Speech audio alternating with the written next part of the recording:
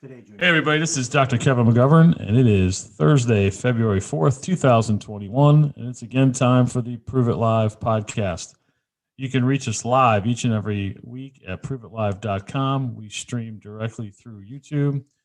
You can listen to the show where most podcasts are housed. We are on Apple Podcasts, we're now on Spotify and Amazon. Today's show, Season 2, Episode 8, Proving It Perfectly. Got a couple of surprises for you today. Are you ready to go? Here we go. Take it away, Mike. Hello, everybody. I am Mike Frary from the Farm Baseball Institute, along with my co-host here, Kevin McGovern from Perfect Motion Physical Therapy. Welcome to Prove It Live. Oh, I failed to mention our fabulous producer, Ryan Gagne Fructis.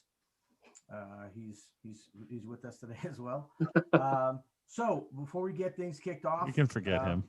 Yeah, well, I kind of did, so I'm sorry. That's not nice. Didn't hurt your feelings. Said that. That's terrible. So Kevin, I want to kick it off, right? Our leading off, we're going to call this, or top of the order. Top of the order. I like that. Top of the order. So obviously we have the Super Bowl coming up this week. Is that this week? That's this week. It's on my birthday, actually, February 7th. Oh, my birthday is February 10th, buddy. Is it really? Yeah. A lot of birthdays. Yeah. A lot of birthdays.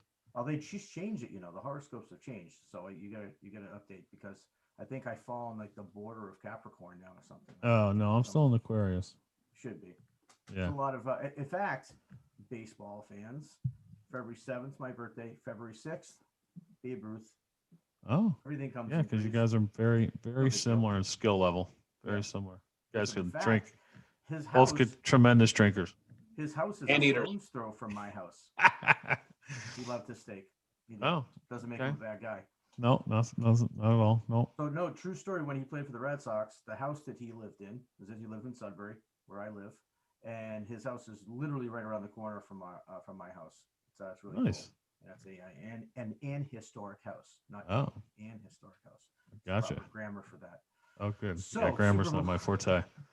Super Bowl, other than my birthday, it is Super Bowl Sunday, and us New England Patriots fans, which I'm a lifelong Patriot fan, are quite spoiled because our beloved Patriots aren't in the Super Bowl this year, but we still get to see number 12, Tom Brady, take the field for his attempt at a 7th Super Bowl title. And if he wins, Kevin, that'll put him in some very, very unique and elite category. And can you give us some more details? Yeah, I heard a stat that kind of melds a couple of sports. So if Brady wins, he'll have 7 championships and 3 MVPs. There are a few other individuals who have done that. Our very own Boston Celtics center, Bill Russell. And then there's a few Yankees. DiMaggio, Mantle, and Berra all have won 7 or more championships and have 3 or more MVP trophies.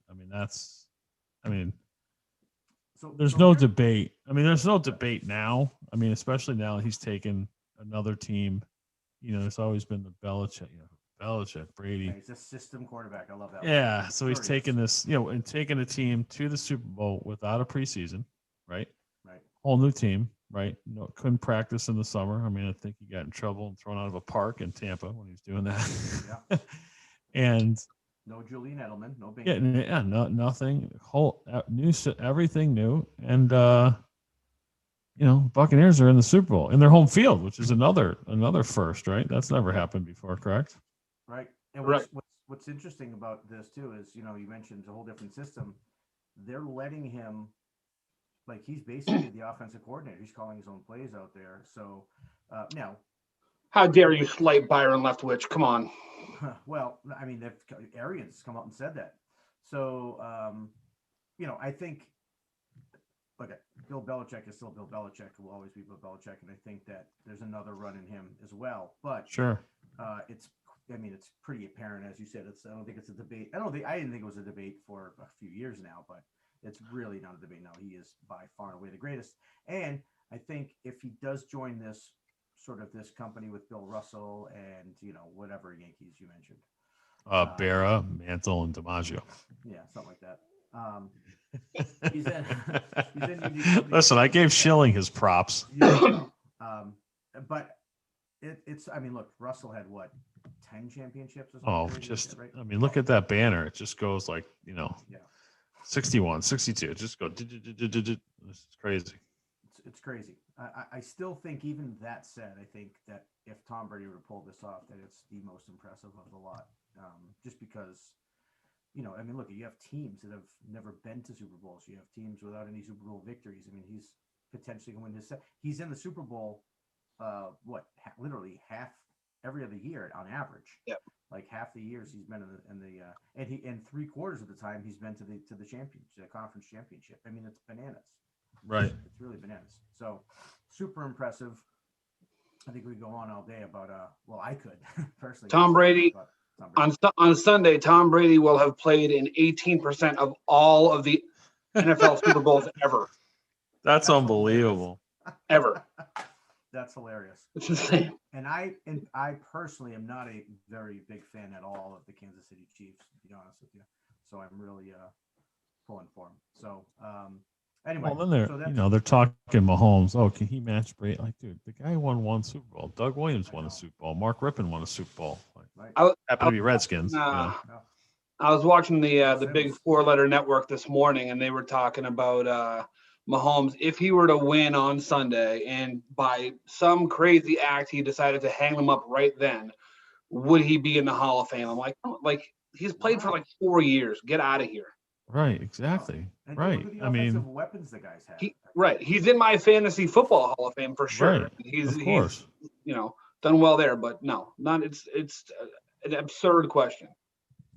So speaking of 4-letter networks and other 3-letter networks, because we are completely Switzerland. But what I did talk with Mike, we are going to have a guest on in a few minutes. We'll talk about that.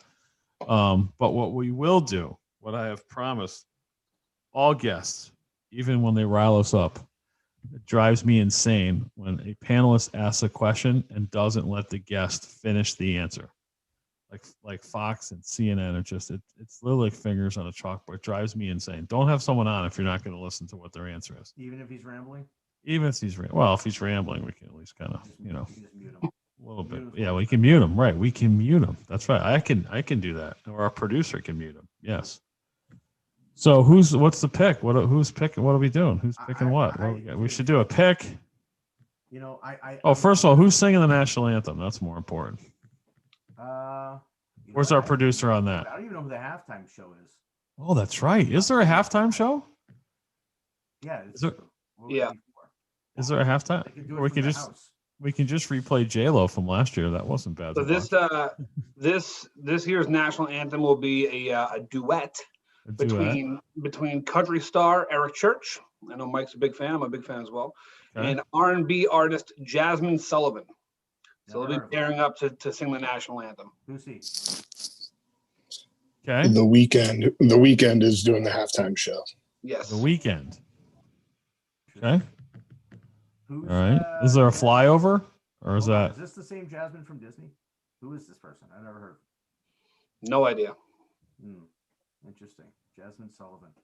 Yeah, I know. I'm not doing it. No one asked me, which I think is kind of. Maroon 5. I actually liked Gaga's halftime show a few years back. Lady Gaga. I'm a big fan of the Gaga. Yes. The Gaga. The Gaga was I was not a fan at all when she first kind of came to. Oh no, I like the Gaga. Yeah, she can sing it. Yeah. Yeah, she's right. So I'm gonna. Oh man, I hate doing this. I want to see Tampa Bay win. Obviously, I want to see Tom Brady get his 7th. I think a lot of people do. I really do. I think even the people that used to hate him with the Patriots, now that it's not the dynasty and he's right. He's with a different team. He's in different colors. I think people want to see history. I mean, yeah, people like history, even if good or bad history. They like something that remember when you were doing. Yeah, right. But then a lot of people just love Patrick Mahomes. He's the new flavor of the month, so to speak. He's the Mahomie. Yeah, and he's now like the new guy. If I remember correctly, we've got a couple of We've got the blindsiders out, right? The left tackle for the Chiefs has torn Achilles. He's out, right? And then there's another new right tackle. So really, yeah, the Buccaneers have a pretty good defensive line, man. They can come after you. So I'm not a gambling man, but if I were, and there's surely a lot of prop bets, I would love to take the over on the term passing of the torch at some point. Oh, Right? If Kansas City, Yeah. especially if Kansas City's up, you're going to hear that. We're witnessing the passing of the torch. Right, like how many times that's said. Oh yeah, That's always a probably good the one. over-under has to be a dozen. And I That's could go always over. a good one of yeah, the passing of the torch. Yep. So with that said, I honestly feel like Kansas City's going to win. I don't know what the spread is. I'm talking about straight win or loss. I'd have to say Kansas if I had to pick, but I'm pulling for Tampa Bay for sure. How could I not? So we do now have our guest has arrived. If you want to talk about our guest. So no about more what- picks. That's it. I'm the only one that has to pick. Oh no. So yeah, the heck with our guest. Well, yeah, we've muted him. So I don't know. Have Ryan pick. I don't know. I have a coin here. I mean, again, as a Patriots fan, I obviously want to see Brady win, but at the same time, the Chiefs team is definitely younger, more exciting, but I don't think I can bet against Tom Brady in a big game like this. I'm going with the Bucks. Good. I hope you're right. Kevin, way to sit on the fence. All right, here we go. All right, here's this. So, obviously, the Notre Dame Montana thing that's gone a few years ago. I have to Montana, who's that? I have to agree that the greatest NFL quarterback ever has come out of the University of Michigan. But at least it's not the Ohio State, which I just I don't care how good I could never admit to someone being good from Ohio State. So speaking of Ohio State, my Art Schlichter pick of the Super Bowl will be. I'm going with the Bucks, man. I'm going to cheer for Brady. I want to see history. Nice. I love it.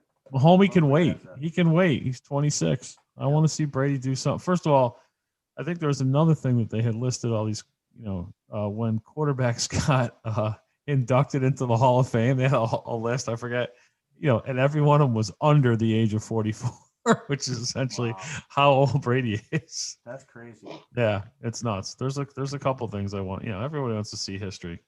Who's got the game? Who do we have to listen to? Romo and Nance? I love listening to Romo, actually. I do. Romo and Nance. Romo a lot. All right. All right. Oh, wait. We could do over. How about this? Over under on the amount of Masters commercials. Oh, man. I can't get enough, so I'll take whatever it is. I'll take the over. Yeah, me too. I'm going to take the over.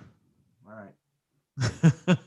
Well, we need to set it, don't we? All right, we'll say the over under is 6. Oh no, I think it'll be. I'll take the under there. I think it'll be. I think the reasonable line is 2.5 there. Yeah. From pregame, like the whole, or just the start of the Super Bowl. Start of the game on, so 6:07, whatever the kickoff is. All right, I'll take the over. If you're taking 2.5, I'll take the over on that. I think there's till the game ends. I'll take 3. I think there's 3. All right. Well, again, I'm all for it. And I know that there's more time for it this year because there's some big names like Pepsi and Budweiser and other big companies aren't doing Super Bowl ads this year. Right. Really? Why is that? Well, because no one's done the money. Well, yeah. They're a lot of these big companies feel it's their responsibility to, rather than spend money on the advertising, is to kind of give back in some way and help their employees. You don't have the dough. What grandstanding? And it's not like so Budweiser, the brand itself, isn't doing any commercials, but the Anheuser-Busch, brand like Bud Light, there's still gonna be Bud Light ads, but there's gonna be no Budweiser Clydesdale, any of that stuff. Well, gotcha. They better button up their shirt for their heart falls out. Gotcha. Really, hold back. All right. So let me. How about I segue and then you can. Well, yeah. I mean, so look, we have Ben the Bills, correct? And former. Would you call it patient, right? Former. Oh, he's still. I'd call him. He's still a student of mine. Yeah. Once a student, always a student. All right. And did something that's very rare in the game of baseball. Very rare. He recently threw a perfect game, and I say recent. I know you probably have the actual date there, either Ryan or Kevin. But his name is Ben Bills, And Ron Utico, you know him obviously better than anyone here. Introduce him, let him come on, and let's start asking some questions. Yeah, so I'll give you a little history, and this is not here to blow my horn. This is all about Ben, and obviously we know when we talk about something that's perfect, as all of us have pitched, it doesn't matter what level, even if it's wiffle ball in the backyard, throwing a perfect game in baseball at any level is it's like an accomplishment. So, Jim Valvano did a speech, the great speech that he did getting that ESPY. You want to know, where, in order to know where you're going, you got to know where you've come from. So Ben has come from a great family in the York area of Pennsylvania, which is in the middle of nowhere, and he could tell you a story, but essentially this is a Rocky story. This is a kid who hurt his arm let him tell you where and how if he wants to. Came to me when no one, gave him a chance. No one wanted him. And we rebuilt his mechanics over a 2-day period and sent him on his way. And he's been very diligent at what he has done. And I believe it was last Friday, man, he hit the crescendo of throwing a perfect game in college, which is nuts. And I'll let you guys talk to him. But Ben, welcome to the show. Thanks for coming on. Appreciate it. Thank you for having me. And dude, congratulations. Congratulations is what I could say. Appreciate it. Very good. So have at them, guys. So Ben, I'll lead off. Why don't you just first, if you could introduce yourself, tell us a little bit about, I know Kevin said you're from, I think he said York, Pennsylvania, when you started playing baseball, that sort of thing. Yeah, I mean, it's not actually in the middle of nowhere. He's just talking rubbish. No, yeah, I grew up in York, Pennsylvania. I actually went to a small little 1A school, a Christian school of York, so it wasn't big competition. But yeah, right around my senior year of high school, I think it was like a 75% tear of my UCL. And then, I saw multiple doctors, all three of which told me before x-rays or before MRIs, hey, you got to get Tommy John, you're going to be out for, substantial amount of time. And then a coach of mine, Jason Espedo, recommended Kevin to me. And, I think my dad and him were in contact for maybe a few weeks, and then we decided to drive up and we made the long haul, me, a buddy of mine, and my dad. And, in a 2-day time period where after not throwing for 7 to 8 months, I threw like 250 pitches that day. And, it wasn't like, I was 70 miles an hour, but, after 7 months of not throwing, it was pretty remarkable. And so with your elbow, I take it you got the UCL surgery, you got the Tommy John surgery? I never got the surgery, no. Never got the surgery. No, he did not. That's crazy. Wow. That's really cool. So basically a 7-month layoff, and was that sort of on your own or? Yeah, my dad and I pretty much, went at it full force. We were doing acupuncture, cryotherapy, pretty much everything you can do to heal it. But ultimately the injury would be inevitable if I never got the right mechanics down. That's crazy. That's remarkable. Because that's pretty much, Kevin and I have talked about this before. It's such a prevalent surgery now. It's so prevalent. Right. I see it from, in my facility. I know Kevin sees it in his practice, like, kids that are 12, 13 years old, that young having the surgery. And, for a while there, I think this is partly because, news got out that some people have come back throwing harder than before the surgery. Right. Kevin, if you can remember, it got to the point where people are asking about having it electively. Absolutely. Surgery, which is bananas. So now, do you deal with any sort of elbow pain now or? No, not at all. Nothing at all. Wow. Nothing. What's your if you could tell us a little bit, like what's like your game day prep like? What do you do? Is like stretching, band work, warm-ups? Yeah, I do band work. I do, stretching, the normal static dynamic stretches everyone does, but the major key would be, you know, Kevin taught me the scapular depression on the foam roller. You know, I do about 100, 150 pre-game, and then post-game another 100, 150. No plyo balls, no heavy balls, no crazy long toss, just, you know, band work and foam rolling. That's awesome. Now, leading up to this, before you met Kevin, you know, were you, you know, there's lots of throwing programs out there, and, you know, especially now in social media, Instagram, Twitter, people have, you know, Pitching Ninja. There's a bunch of different ones. Did you, you know, were you into that? Were you like looking for, you know, velocity programs and that sort of thing? And did you partake in any of them? Yeah, I mean, I went to a camp, you know, one of those, hey, throw 90 in 3 days camp, and Right. that's just not possible. You know, you can send your kid to whatever camp to throw harder, but at the end of the day, if your mechanics don't line up, you know, I mean, the camp I went to was the Texas Baseball Ranch, and Ron Woolforth, pretty popular guy in the pitching industry. But, you know, if you have a group of 50 kids there and he's like, hey, throw harder, it's just not going to happen, you know. And I came out of that, you know, doing 3 or 4 months after that, plyo balls, heavy balls, hey, throw those balls as hard as you can into a wall, running guns, and it's just it's a load of crap, honestly. I mean, it's just setting you up for injury. So I was really into it until I got hurt, and then I, you know, did research. You know, you want to trust guys, but at the same time, you have to understand it's a business for them too. So. Sure. Yeah. No, and there's a lot. I mean, you know, you mentioned the running guns, pull downs, and it's got to be so attractive. I mean, I would understand why you would go. I mean, the ranch, I guess, still get emails from them. Like, I haven't taken myself off their list yet. But yeah, I mean, there's so many of those. I'm not on their email list. I wonder why. They're just, I don't know why. I mean, well, I know why they're promising, but you know, I don't know how they get away with it. But yeah, I mean, and you mentioned the mechanics. I'm assuming you're meaning the arm mechanics, right? Your arm path, arm action. Yeah, arm path, lower half too, but especially the arm path, right? Yeah. Correct. Yeah.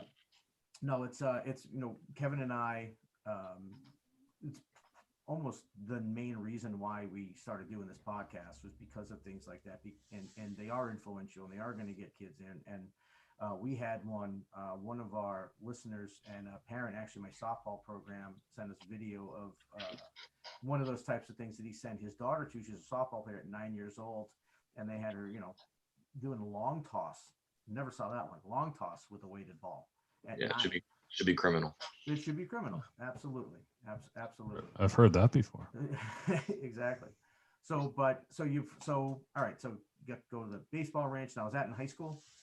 I traveled there this summer going into my senior year. So coincidence that the senior year I tore my Tommy John.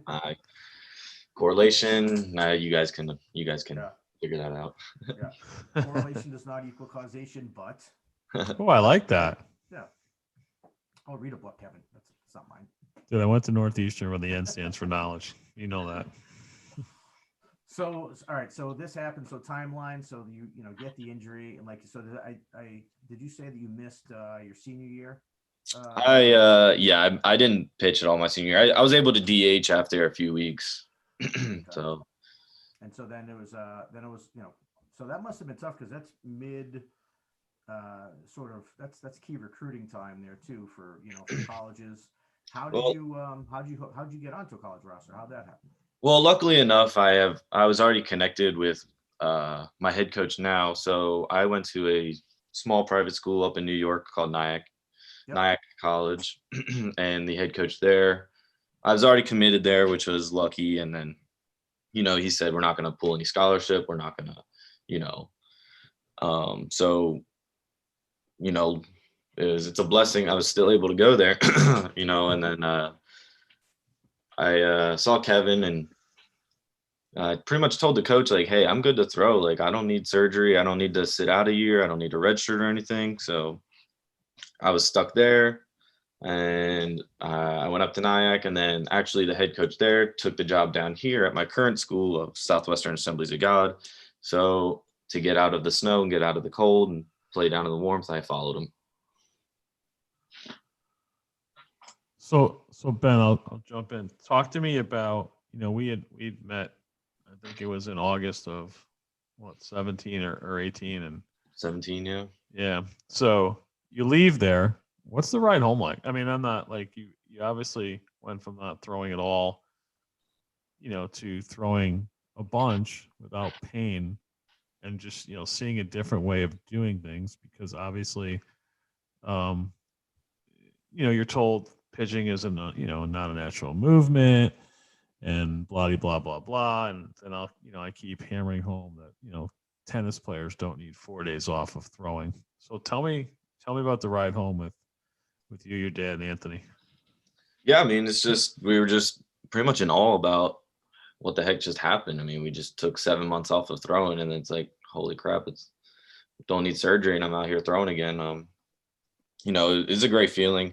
We were talking about, okay, so what do we do now? Obviously, we don't just jump right into things. We stay the course and trust the program. And, a lot of guys want to go from 0 to 100 real quick, but obviously that's what's going to get you hurt. A lot of guys, and I know a lot of guys my age still in college still are all about velo. And it's like, it doesn't, you get the right mechanics, the velo will come, so the ride home, we were just like, you know what, I'm just got to stay the course, trust what Kevin says, trust the process, and things will roll into place. So you go. We'll skip Nyack because it is cold, and I'm looking out my window now at 2 feet of snow. So let's warm up. And so last year, you transferred down to Texas, and tell me about your first season. The difference is, you're playing in the NAIA.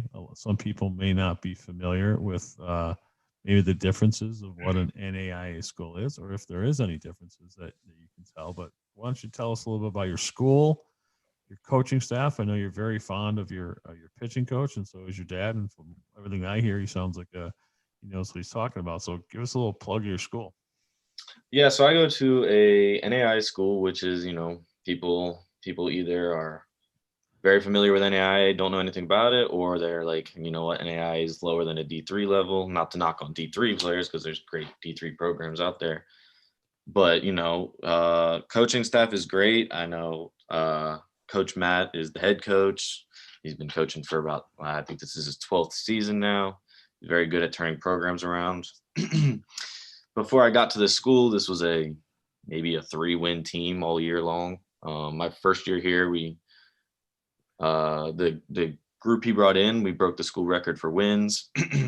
Last year we were on pace to break it again, and then obviously the whole COVID thing happened. Everyone got shut down.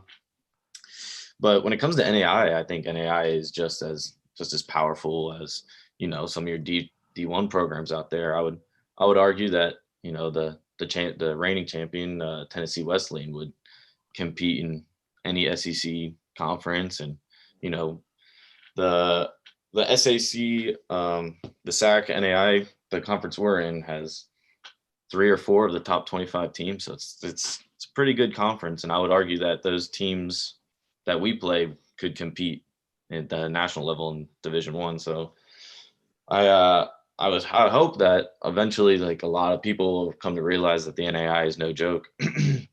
But the pitching coach, he was a big leaguer, 10-year big leaguer, Clifford Bartosh, big mechanic guy. He was strength and conditioning coach with the Padres for a while there. But no, he's a great guy. He knows his stuff. He researches kinesiology. Everything he does is, for the best interests of the player. And, he's a great guy, honestly. Awesome. Now, of course, before we get to your perfect game, you went down to the school to be a pitcher, but in your first year there, what actually happened on the other side of the tell us about what you did at the plate and the rewards that you got for that. So yeah, no, in high school I hit a lot, and in college, my first year there at Nyack, I just pitched 50 innings, had like maybe 12 at bats. So I came down here, and the coach knew I could hit a little bit, could swing it a little bit, but I think I ended up hitting 420 with 5 bombs and One I was all conference first baseman. And then on top of that, I think I had recorded 90 innings on the mound. So Wow. so yeah, I got my Wow. fair share of playing time. So tell us, when was it, last Friday? Yes, sir. So tell us about Friday. Tell us. Yeah, let's walk us through this. I saw 11 punch outs, only 73 pitches, which is great. I understand, it was part of a doubleheader, so it's typically seven inning games there. But Innings. yeah, walk us through, kind of what went down. Yeah, so I mean, the first inning, I think I recorded one strikeout, and I noticed that my slider was moving just tremendously. The wind was helping me out. It was blowing a little in, so wind was helping out a little bit. But I think what I pride myself on most pitching what I pride myself when it comes to pitching is throwing strikes. I don't walk a whole lot of batters. I think in the 90 innings I threw my first year here, I had 6 walks all year. So I mean, I pride myself on that a lot. Yeah, 73 pitches is pretty good. I think I didn't get to 3 balls on a batter all game. Wow. So I mean, that was cool. It was awesome. It was for get on top first pitch. That's what a lot of those throwing programs don't teach you. They really teach you how to try and throw hard, but they don't teach you how to throw strikes. So. Right. But yeah, it was great. I had a lot of fun. Right around the last inning, I was getting pretty nervous though. How about your team? How about the guys behind you? Were they, did they take the approach of just not talking to you in the dugout at all? Like, what was the atmosphere like, in the last few innings? And also too, there's always like one big play, right? That continues the perfect game. So if there's anything, so definitely want to hear about that. Actually, the mentality in the dugout, I had maybe like 5 or 6 people come up to me and were like, "Holy crap, I didn't even realize what was going on," But I was talking to everyone because I was still hitting. I was DHing for myself. So you hit as well? Yeah, I hit. Any knocks? I think I went 2 for 2. Oh boy, boy, nice boy. Yeah, that's a day. So That is a day. I think I finished the weekend 7 for 13 with 7 RBIs.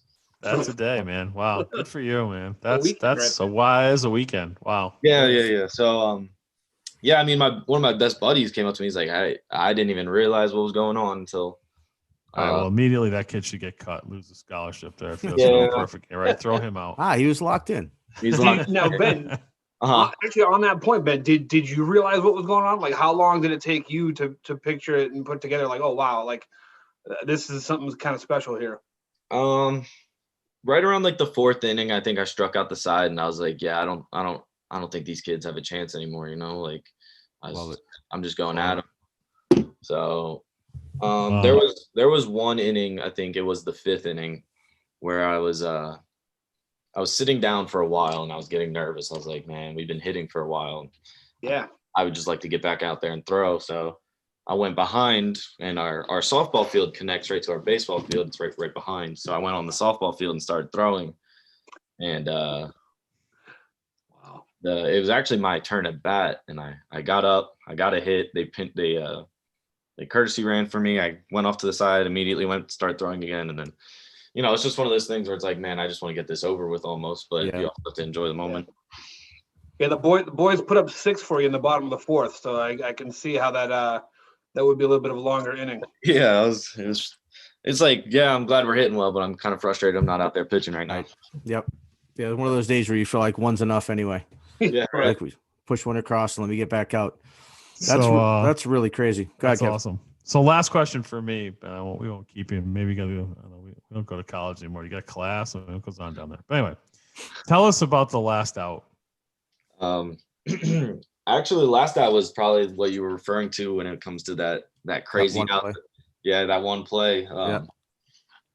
I think a batter it was a 1-2 count, and I think it was the leadoff hitter. So it was his third or 4th time up. I can't remember, but yeah, he actually barreled one up real well out to right field, and I was like, crap, there it goes. And then our right fielder makes makes a tremendous catch, and I was like, oh, well, that's.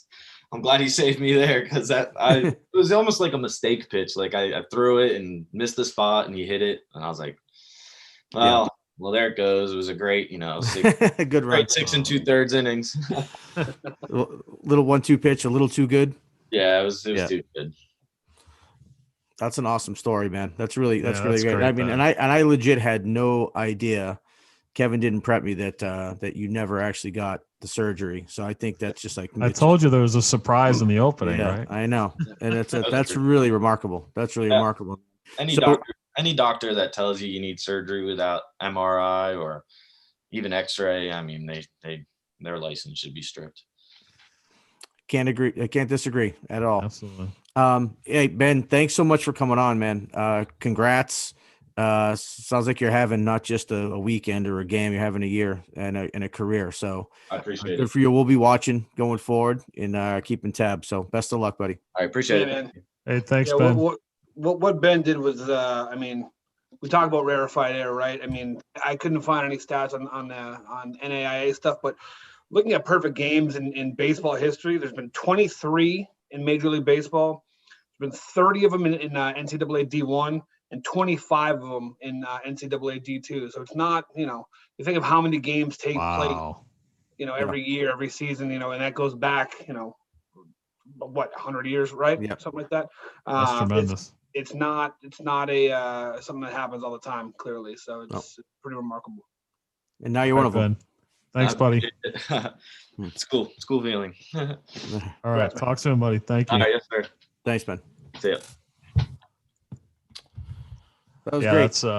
That's sorry, man. I didn't want to spoil the fact that he never did get Tommy John surgery. That's awesome. That's which really, is, again, and I think you guys know that, I threw God knows how long without ever having, how I got into really doing this is I never got Tommy John either. So, I think you also had one other patient that I know, right? That actually was in your office recently when I was there. Did he ever get it as well, or did he actually get the surgery? He pitched for you at Malden. He did get the surgery. Yes, he did. But that was before we started working together. Right. Yeah. Well, I remember because what you did with him, you brought him back. I mean, he he came back in 5 months. And he was significantly better than before. Yeah, no knock on him. He was always a good pitcher, but I mean, he was right. He's at a different level when he came back. And I just, we talk about numbers and all these metrics. The metrics on health are getting worse. Like I said, the actual Tommy John missed a little over a season and came back to throw 254 innings. I mean, back then physical therapy was, here's a 5-pound weight, lift it, like turn your wrist over. I mean, right. So, we're supposed to be improving rehab and sports medicine, and it's not getting any better. The outcomes are significantly worse and longer, and there's more injury, and because they're not focused, they're not looking at the right thing. They're in let's talk about this graft and let's harvest it this way. It's like, no, dude, let's fix the problem. Right. And I think that's it. I think it's kind of like a rut. And I even mentioned last podcast about, I think it was last podcast that, I'm sure there's some sort of prescription, very generalized prescription for if it's a torn ACL, it's this many months of PT, et cetera, this many visits. Right. And so I think that's what it is. I mean, like there's, you almost lose, if it were nothing, it was outside of medicine, you call it artistic freedom. Right. But there's no it seems that no one's thinking outside the box, I guess is the best way to put it, or looking at another way to solve some of these issues, because there's already one thing that they know that works. And it does work, right, most of the time now. And it's just, and I don't want to say it's lazy, but I guess it kind of is, right? It's kind of just a lazy approach to like you asked me, you emailed me yesterday, right? Do you have a throwing program? Right. No. What do you mean? What do you, guy teaches pitching doesn't have a throwing program? No, because every person is different. Right. So if I gave you something generic to say, hey, you know what? We're going to rehab Ryan here and he needs to throw this, this, and this. Well, no, he may have to do C, D, E, F, G before we do A, B, and C. And that's the problem. It's this mass. Everyone is treated like, no matter what your body type is, no matter how you present, no matter how you move, you're given this like big box thing of this is how we're going to do it. And everyone follows the same thing. And that might work for a couple people, and everyone else is going to fall by the wayside. And that's what's happening. We're going to take this strength and conditioning program and give it to the masses. Well, you've got, just like in academics, well, you've got kids that are really smart. You've got kids that need help. The body's the same way. You can't just do, some of the guys that, you talked about that are Division I prospects. Yeah, you can give them anything, right? You can say, look, we're going to jump on one foot and flip over, right? But like everything should be tailored. Like, even when you talk about public speaking, it's always like, talk to the person who's not listening. You're trying to get that person to get engaged, right? And I think that's where you've got to start your rehab program. Give the program to the person who's injured the most and work it from there. Because if you can fix that person, the person who's really healthy, all right, they're just reviewing stuff. But, they're giving it to the person who's, like I said, in the penthouse, and we're forgetting about the other floors and the other people. And that's why the numbers are worse, in my opinion. Well, I think it goes beyond, obviously, Manis. I think I think this happens sort of in any area, any field. We see it obviously on the mechanical side with baseball. We have, look, 90% of the kids that come in have similar issues, like one of three main things that we got to work on to fix their hitting mechanics, using hitting as an example. And most of them, it's because they were taught a certain way when they were, in Little League or whatever. And again, we were talking before the broadcast, and as we move into what I'm going to get into here, Ryan will pull up a picture. And I was looking at this photo of big league hitters, and all in the exact same position at low position, which like I said, we're going to get into. And if I was just thinking, if everybody did it a different way, a completely different way, how would you be able to teach it? Like, you wouldn't be able to teach anything, right? But I feel like there's the way that kids hear it, or, someone hears it, a coach learns as a kid, then he becomes a coach and he teaches what he knows to the kid. Guys, we're in the internet era. Like this, like the information's out there. You gotta be able to, explain why you're asking somebody to do something. You got to be able to explain why you absolutely need surgery rather than rehab. You have to explain why your body needs to be in X position to start to throw a baseball, or X position to swing a bat, right? I mean, the why is everything. It really is. And that's what's missing in most of these. That's why we're on this podcast, because most of these gurus and even people that are in a position of authority that are with an organization, or they can't say why. And this goes back to, there was someone posted something on David Wright on on Facebook or something. Imagine if he had continued, where would his numbers be? And I just asked a simple question: when is the training staff and medical staff going to be blamed for the health, or praised for the health of a player? It's always on the player. Oh, well, well, players are only they're following what they're told to do, right? Well, at least, that's the thing. At least be questioned, because in all fairness, you could have a big leaguer that's getting the right information, just blowing it off because he's a big leaguer, and who the hell are you as a trainer, right? So that could happen too. But you're right. I mean, it has to be questioned, because, like, we've been talking about ad nauseum, the injuries keep going in one direction.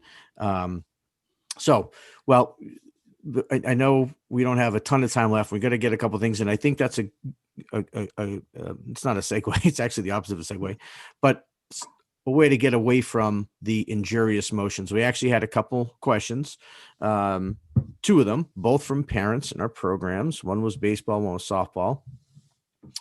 And the first question, Kevin, was I had, and this is a newer softball player, their first year in the program, and they haven't been in another program before, but they've done private lessons, they've done clinics, etc. And I was like so glad that she asked it, is, where does my back elbow go, right? And so this is sort of a big thing. If you're on if you're on social media and you follow all these, the hitting gurus, the pitching gurus, something that comes up a lot is the back elbow up or back elbow down. So obviously I'm talking about the right elbow for a righty, a left elbow for a lefty. And what I'm talking about is load position. Okay. Not stance. I'm going to say it again. Okay. Stances are like snowflakes. They're all different. The only thing that matters with your stance is that you're comfortable. Okay. And so in this load position, which in a minute, I'm going to ask our fabulous producer, Gagne Frutis, to pull up here. You should be in a very specific position. Okay. With a very, very few nuances. But the answer to the question of should my elbow be up or should it be down is really, those are like bongo drums. I learned how to drum during the pandemic. Oh, it's great. It's really neither. The elbow should be back. And what I mean by that is, it should be off your body, and I'll explain why in a second. It should be off your body, but it shouldn't be higher than your backhand, your top hand. Okay. And if you're watching, obviously I'm doing it. If you're just listening, the elbow should be below, at least by 4, 5, 6 inches below your top hand. Okay. And the number one reason for that, Kevin, is what's going to happen if I get my elbow too high? What's my shoulders going to do? They're going to shrug. I'm going to shrug my shoulders. We're going to shrug. And that's bad. Shrug is bad, and Clay. Bad. Right. So I want to bring my elbow down, relax my shoulder, bring my scaps down, right? Scapular depression. Now, the reason why I don't want it all the way down my side, you could say, well, Mike, it's even more relaxed. You go all the way down my side. It is. The problem is that when we get turned, we want to be in a position where we can push or extend our top hand out towards the pitcher through the ball. Basically, we want that barrel staying behind the ball or in the hitting lane as long as possible. Maximize our potential for contact, minimize our chance for a swing and miss. If my elbow's down when I turn, because we're not using our hands until we get contact, remember, right? So when I turn, my elbow can get trapped underneath my wrist. Now I can only extend straight up in the air. Doesn't mean no good. Jaws of life trapped, or like you might as well be. If you like to make sure how trapped we are. If you're competitive, it's the same thing. Could be. All right. Same exact thing. Ryan, make sure you have a Jaws of life for next week's show, just in case we need one. Got it. Good. So to wrap up, basically elbow down too far, your elbow is going to get trapped. You're going to overuse your bottom hand. You're going to create a circular bat path. No bueno. And here's my example. Here's my example of why you want a linear bat path. Okay. We rotate, but the bat path should be linear. Kevin, I think you're going to like this because you like my analogies.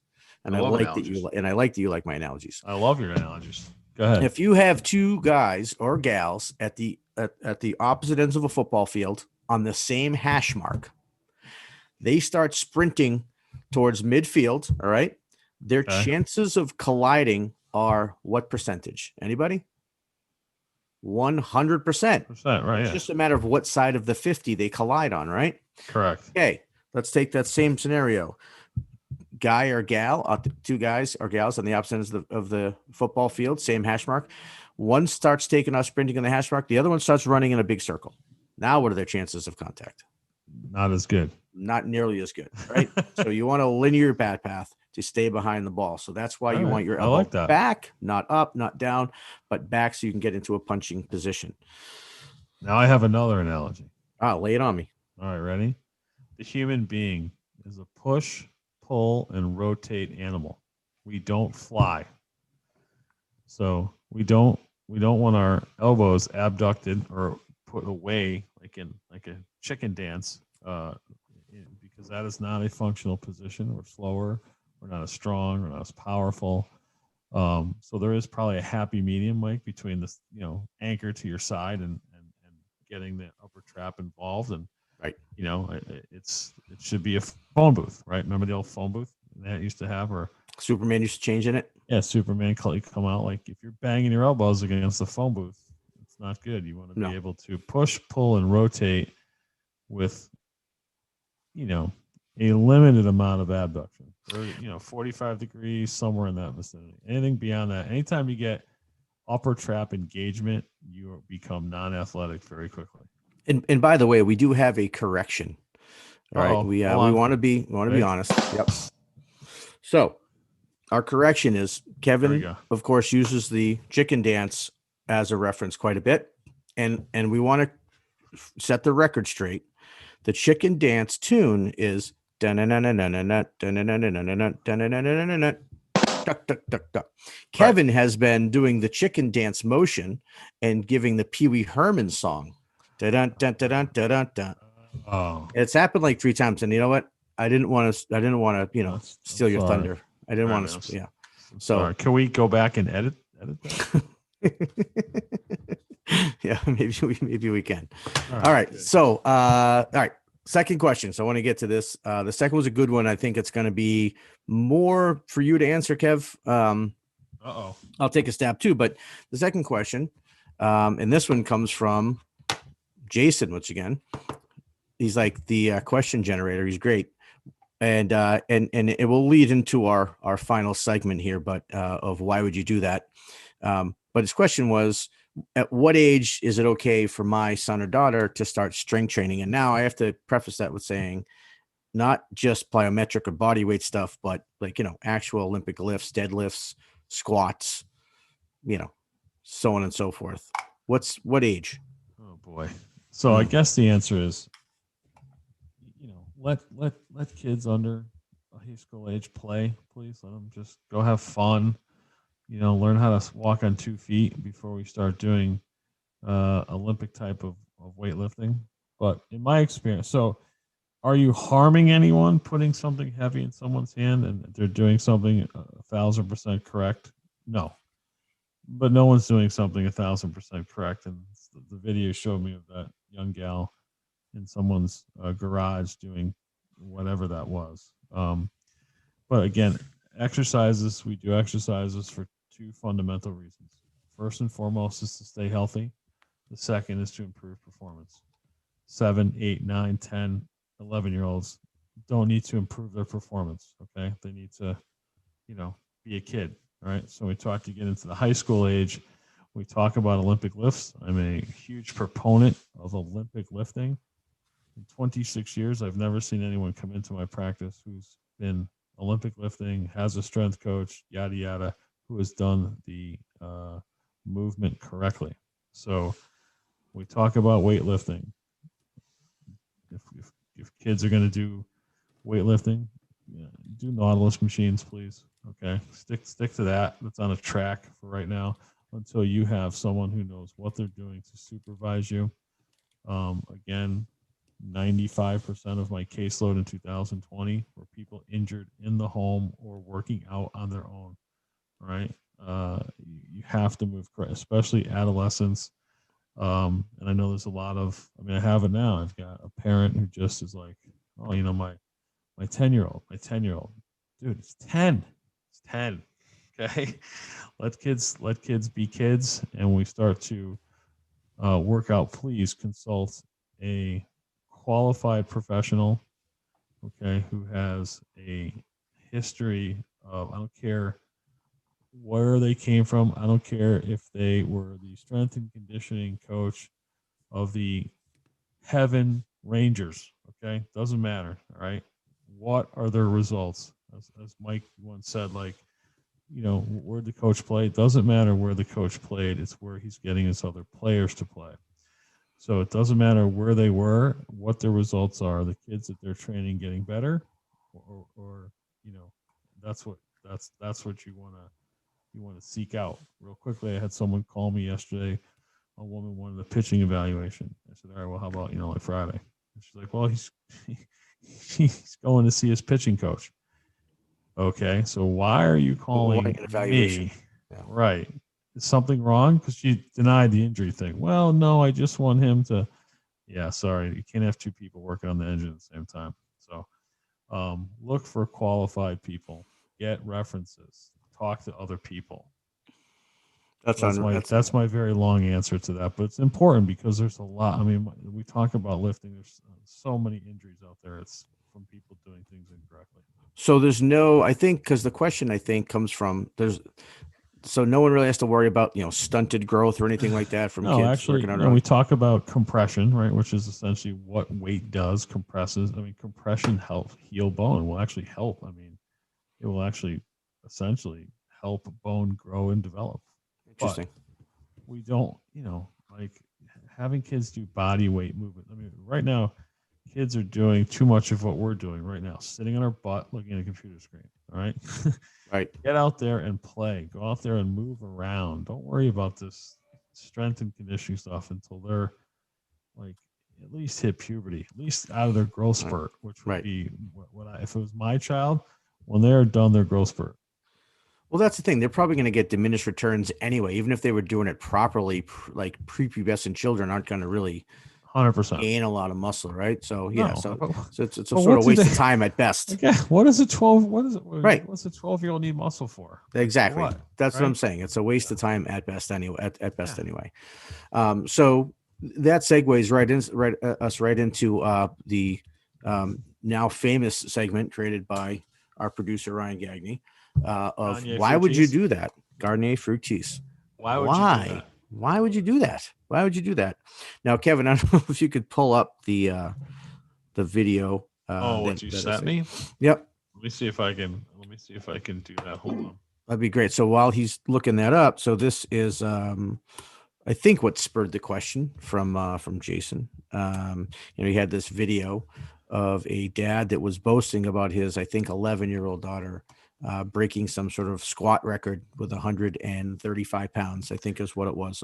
About, Is there a Olympic is there a barbell and squat 45 record pounds. for a 13-year-old? Well, there is now. Apparently, And okay. she's got it. She's 11. 11. And apparently he sort of thankfully took a bit of an ass kicking in the comment section of his video. I'm sure for number one, her age, but number two, apparently the form was not good at all. He had since posted another video of what are those upright rows, I believe, or she's trying to do, I think, cleans, right? Not exactly sure what she's doing, but let me find this. And It's not good. no, And it's actually dangerous. And had been our guest had say, some of the stuff borders on criminal. I mean, just like, what are you doing? You're injuring people specific, and you're, Right. and the problem is that people will see this and be like, and not, you guys were old enough to know, like, that's crazy. But you know what? Some other 13-year-old kid or 12-year-old or 11-year-olds at home seeing, oh my God, I can do that. And goes down, in the basement. and now there's records to beat. So Right, there's everyone's going to records. throw and their hat in the grabs ring. grabs dad's weights, and next thing you know, I've got it. I've got a kid that does the same thing. I'm like, what are you doing? Yeah. Please stop. You know what I mean? Yeah. And by the way, it's okay if you don't find it. I can basically just Yeah, tell you that like, it's yeah, someone it's doing on a- like a version of an upright row or here we go. like a clean. Oh, you found it? Well, I'm just trying to get with the 15 screens I have open up, Oh. and the streaming, and the Don't share the wrong one. no, yeah, no, get me in trouble. Right, exactly. So it's coming from it appears that it's coming from is this from a group that's actually Yeah. titled Coaching Softball Tips, Right. Drills, and Travel Team, right? And there's so now, lots of those groups. so now someone is going to look at this, right, and be like, oh, well, I saw it on this. All right, there it is. Can we see it? Do we got it?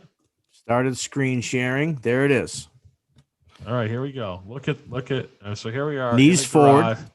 So a whole chapter of my book is the worst movement advice you could ever do is bend your knees forward. So here we got that. Now we're shrugging, and I don't even know what this is, other than, I don't want to say tackle the It's child. supposed to be a snatch, but it's like It's just hard. It's horrible. Yeah. This is child abuse. I mean, it's truly what it is. But this is in a group, right? So do we know how many? I mean, here.